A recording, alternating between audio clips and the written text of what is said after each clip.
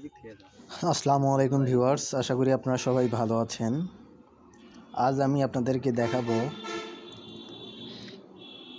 1 horse পাওয়ারের 2 ইঞ্চি input output motor দিয়ে পানি তোলানোর দৃশ্য। আজকে মূলত ধানের বীজতলায় পানি দেওয়া হবে। বীজতলার বয়স প্রায় 30 দিনের কাছাকাছি হয়ে গেছে। এমন অবস্থায় পানি দিয়ে সার দেওয়া জরুরি, তো যার কারণে মোটরটি আমি বাড়ি থেকে নিয়ে এসেছি। দেখতে পাচ্ছেন বোরিং এবং মোটরের সংযোগস্থল টিউব দিয়ে বাঁধার পরে সেখানে কাদু দেওয়া হচ্ছে, যাতে কোনো হাওয়া বের হতে না পারে বা হাওয়া নিতে না পারে। এক্ষেত্রে এখানে কর্দমাক্ত এঁটেল মাটি নেওয়া হয়েছে। এঁটেল মাটি খুবই শক্ত, যার ফলে এটি চ্যাংটা হয়ে ধরে থাকে। বালি মাটি নিলে তা ওইভাবে কার্যকর হয় না। এজন্য খুব সুন্দরভাবে লেপে দেওয়া প্রয়োজন, যাতে কোনো পাশ দিয়ে হাওয়া নিতে না পারে। যদিও এর নিচ দিয়ে খুব শক্তভাবে টিউব পেঁচানো রয়েছে, তারপরও অতিরিক্ত সিকিউরিটির কারণে এটি কাদু দেয়া। তো দেখতে পাচ্ছেন আমার কাদু দেওয়া প্রায় শেষ। এখন টিউবওয়েলে পানি দেওয়া হচ্ছে। পানি তুলেই মোটরটি চালু করা হবে। যদিও এখানে ভার্টিক্যাল আছে, কিন্তু ভার্টিক্যাল পানি কিছুক্ষণ ধরে রাখে, কিন্তু 5-7 দিন পরে মোটর চালু করলে ভার্টিক্যাল থেকে পানি নেমে যায়, যার কারণে পুনরায় পানি তোলার প্রয়োজন। নিচে ভার্টিক্যাল দেওয়া আছে, 4 ইঞ্চি সাইজের ভার্টিক্যাল। এটি বোরিং 4 ইঞ্চি।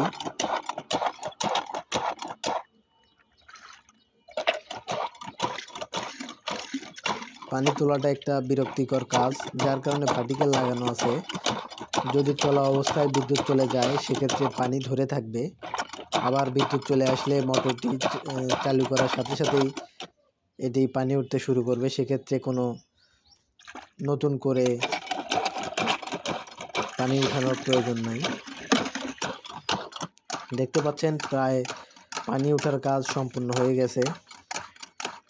এখন মোটর চালু করলেই সম্ভবত পানি উঠবে। তো দেখা যাক, পানি ওঠার কাজ প্রায় শেষ। পানি তুললাম, এখন মোটর দেই এবং দেখতে পাচ্ছেন পানি উঠতেছে আস্তে আস্তে এবং পানির ফুল স্পিড এসে গেছে। 1 হর্স পাওয়ারের 2 ইঞ্চি ডেলিভারির এই মোটরটি এসিআই কোম্পানির। ধানের বীজতলায় পানি দেওয়ার জন্য এটি বাড়ি থেকে প্রায় 150 মিটার দূরে অবস্থিত। দেখতে পাচ্ছেন খুবই চমৎকার পানি ওঠে।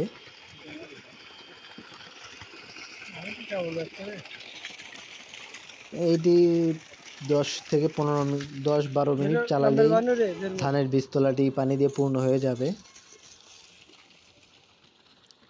দেখতে পাচ্ছেন 1 মাস বয়সী ধানের চারার অবস্থা খুব একটা বাড়ে নাই। এর আগেও সার দিয়েছি, কিন্তু অতিরিক্ত শীতের কারণে ধানের বীজতলার কোনো উন্নতি হয় নাই। দেখতে পাচ্ছেন পানি ধানের বীজতলায় প্রবেশ করছে। এটি বাড়ির পাশে ধানের বীজতলাটি হওয়ায় হাঁস মুরগি বিভিন্ন ধরনের পশু পাখি অত্যাচার অনেক, যার কারণে বেড়া দেওয়া হয়েছে জাল দিয়ে।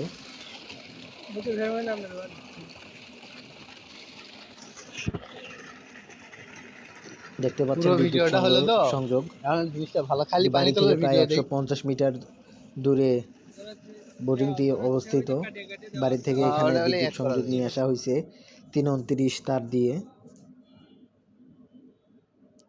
দেখতে পাচ্ছেন খুবই চমৎকার পানি উঠছে।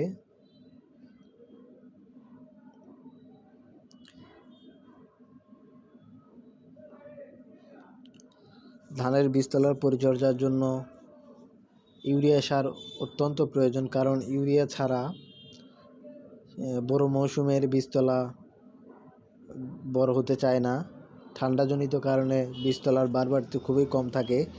সেক্ষেত্রে রৌদ্রোজ্জ্বল দিনে ধানের বীজতলায় ইউরিয়া সার প্রয়োগের মাধ্যমে নাইট্রোজেনের অভাব দূর করা যায়। ফলে ধানের বীজগুলো খুব দ্রুত বৃদ্ধি পায়, রোপণের উপযোগী হয়ে ওঠে। তো ভিউয়ার্স, আপনারা দেখতে পারলেন একটি বোরিং থেকে পানি তুলে কিভাবে বীজতলাতে মোটর দিয়ে প্রয়োগ করা হচ্ছে, পানি সেচ দেওয়া হচ্ছে। এটি একটি অত্যন্ত বিরক্তিকর, কিন্তু প্রয়োজনের তাগিদে এটি করা প্রয়োজন, কারণ কৃষি এদেশের প্রাণ। তো ভিউয়ার্স, আজকে এই পর্যন্তই। দেখা হবে পরবর্তী কোনো নতুন ভিডিও।